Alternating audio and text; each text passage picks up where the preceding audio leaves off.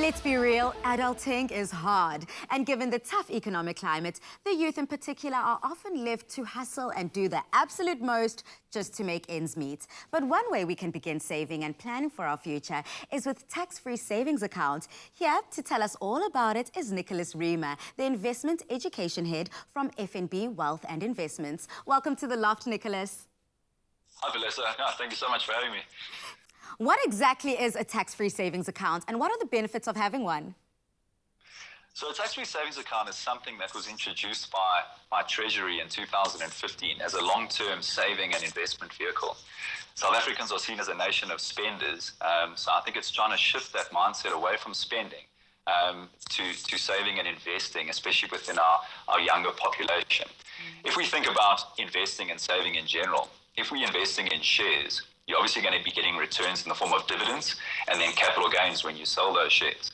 Both of those forms attract a dividends tax and capital gains tax, and that would obviously be held back and paid over to SARS when realizing your profits on that investment. From a savings side as well, you know, you're giving your money to the bank and you're getting savings returns with regards to the interest rates provided. But again, at the end of the year, you're going to have to pay tax over to SARS. So a tax-free savings account is something that's been set up so that you can both invest and save through it and pay absolutely no tax. So it does increase your returns. One thing to keep in mind is that there are thresholds, and 36,000 Rand a year is the maximum that you can contribute to a tax-free savings account, and 500,000 Rand in total in terms of lifetime capital contributions. When saving through a tax-free savings account, there are different vehicles that you can choose from. FNB offers a cash money deposit that you can have your capital guaranteed and then earn interest on those returns. And if you want to invest through a tax-free savings account, you can invest in shares directly, unit trusts, and ETFs. Is there a general rule of thumb on how much of our salaries should go into investing? So I think there's no specific rule of thumb, but I think what I would suggest is that for everyone to go and make a cash or a budget around how much money you're receiving in terms of your sources of income, and then working out all of your expenses then on a monthly basis. When you draw up this cash budget, I think the first thing that you'll identify is unnecessary expenses that might be sneaking in there. You know, people have a shock when they go and compare that to what they think they're saving at the end of each month. But when you go and look at the coffees that you're spending on each day, things like that, you can obviously pull back. And then once you've done your cash budget, that'll leave you with the amount of money that's then left as a surplus.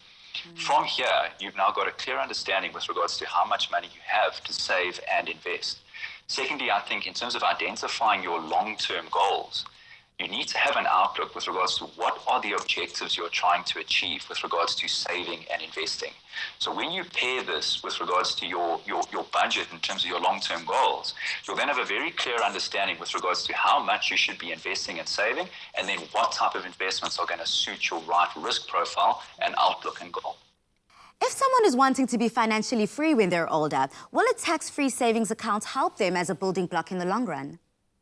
I think definitely. So for me, in terms of looking at being financially free, I think that comes down to when are you able to eliminate all forms of debt as an individual within South Africa. So most young working people, you're going to take out a bond, you're going to have debt with regards to purchasing your first house, you might need to finance your car. So when you take out or when you invest and save through a tax-free savings vehicle, it's obviously supposed to be a long-term savings vehicle. So we're ultimately looking at it between 10, 15, 20 years of consistent contributions with regards to saving and investing in it. If you look at contributing 36,000 Rand a year into a standard growth fund, you know, that type of balance could yield almost R1 million in returns in terms of what your fund's going to be. That amount can then be used to free up debt. And once an individual is free of debt and they owe the bank no more money, that makes them very, very flexible from a financial point of view. And you can then pursue anything you want to in life. So I think starting off on that foundation with a tax-free savings account is something that every South African should take advantage of, because later on down the line, you'll have multiple options now with regards to what to do with that money and become financially free. As it is Youth Month, how can we engage our young people that are currently working to start reviewing their finances and beginning to identify investment goals and opportunities?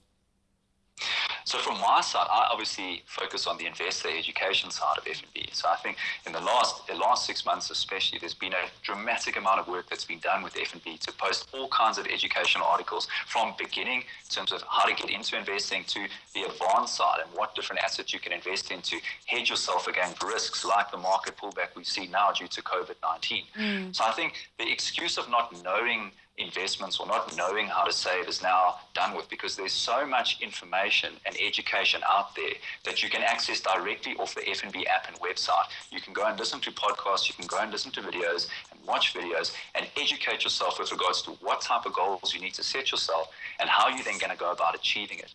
One thing that the young working class need to understand is that if you are not growing your money and your savings at a higher rate than inflation, you're essentially losing value in terms of your money working backwards then each year. All we have to do is look at what a Coke cost 10 years ago to see how much the cost of living has increased. So when you are young and working and looking to save for your long-term goals in retirement, you need to make sure that your returns and your savings are constantly beating the rate of inflation. Where can people go should they want more information on tax-free savings accounts?